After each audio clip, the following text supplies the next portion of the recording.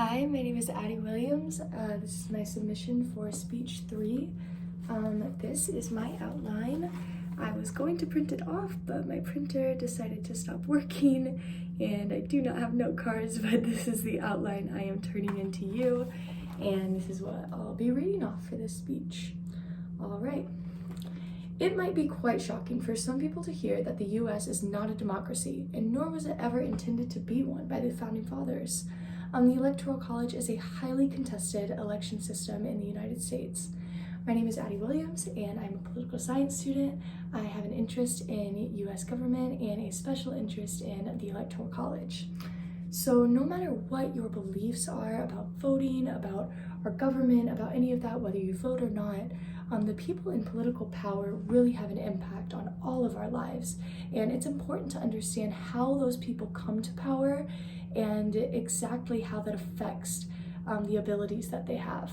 So it really doesn't matter your opinions on government or your voting record or anything like that, because we are all affected by politics. And that's what I really believe. So the Electoral College is, in my opinion, an outdated system.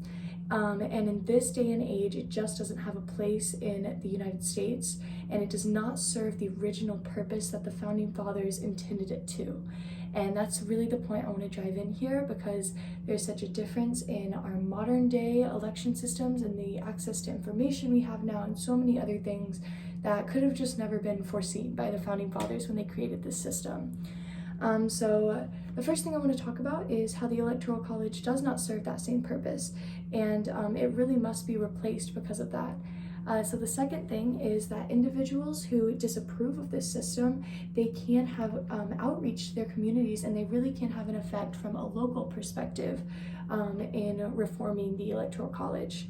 Last thing I want to talk about is abolishing or reforming the Electoral College really can only come through national action from Congress, because this is a national issue. All right. So many Americans don't understand what the Electoral College is, and much less do they understand how it was created or its impact on today's elections. So according to Williams-Kimberlin, in his essay concerning the Electoral College, the reason that the Founding Fathers chose this particular election system rather than a direct popular vote, for example, or they also had other ideas such as Congress choosing president, but they ended up choosing the Electoral College. So they chose this because at the time they were concerned about their citizens' ability to access information about candidates. So in this time, obviously rural citizens and citizens that just didn't live in cities or didn't really have access to a lot of their community, they wouldn't know a lot about the candidates, and they may just choose who, maybe they've heard their family name before, or just not choose based off of informed voting. So that was the concern, and that's why it was originally stated. And my argument against this is that there's really just no excuse that in this day and age you can't access information about candidates. I mean, with the world at our fingertips now, we just have every opportunity in the world to understand, and even rural citizens today. I mean, there's just no excuse that you can't have information about the candidates and have enough to make an informed choice.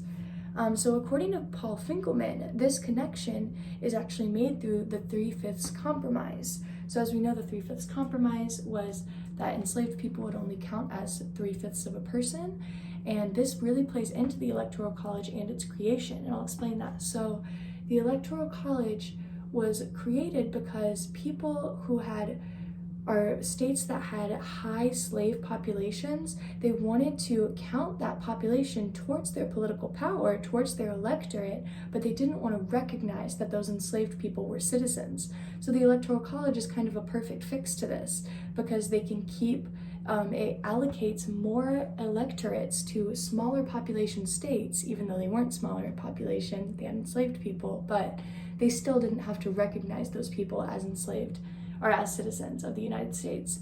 I don't think I have to really explain how this does not apply anymore, or more how it is incredibly flawed reasoning, to be honest. So that is really important in understanding its creation story and why it even began in the first place.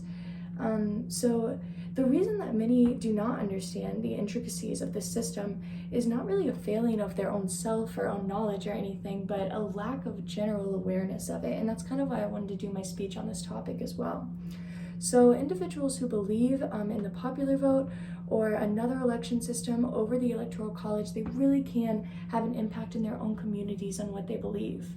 So according to David Noakes, local outreach is really underestimated in the world of politics. And he talks about the fact that you can really talk to people that you have a personal connection with, sit down at the kitchen dining room table and talk to those people, and that creates so much more of a likelihood that they're going to go talk to more people and that they're going to get involved. So he really talks about that importance of having that outreach. And outside of speaking to those community members, Harry Snelson gives some really helpful advice in giving outreach directly to your representatives and your local representatives at that. So he talks about how you can call, text, fax, email, whatever. And I know it might not seem like much for one person to contact a representative, but when the time comes for the Electoral College reckoning, we want Congress people to know what we feel about this, and it's important to start that now. All right, so most of this discussion is held at the national level. Although I just spoke about the local level, this is a national issue really because it only concerns presidential elections. So there are a lot of ideas for substitutions for the Electoral College, as well as avenues by which we can accomplish them.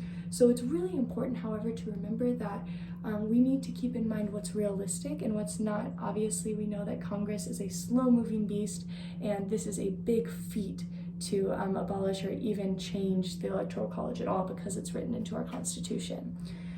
So according to John B. Raskin, the most agreed upon realistic solution to the problem of the Electoral College is something known as the National Popular Vote Interstate Compact.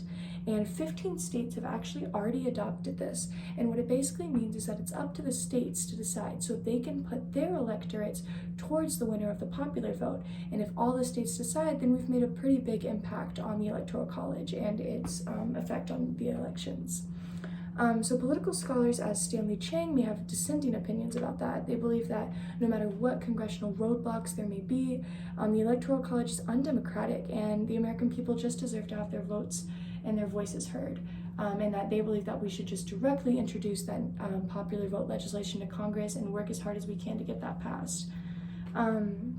So today I spoke about the importance of abolishing the Electoral College. And I did so by explaining the reasons that I believe the system is outdated and it gives an unfair advantage to modern day elections. And I also spoke about all the ways that individuals on the local level can really get involved and make an impact even when it might not seem like it. Lastly, I talked about most important, which is the national level and the different legislations and ideas that are coming up to fix this problem and the avenues which people want to take to fix it. So this issue is so important, I believe, and no matter how active you are in US elections, it really can directly affect the outcome of these elections and who holds that position of power. And I mean, we saw it so recently in 2016 where the loser of the Electoral College was the winner of the popular vote, so it really does have such a huge effect.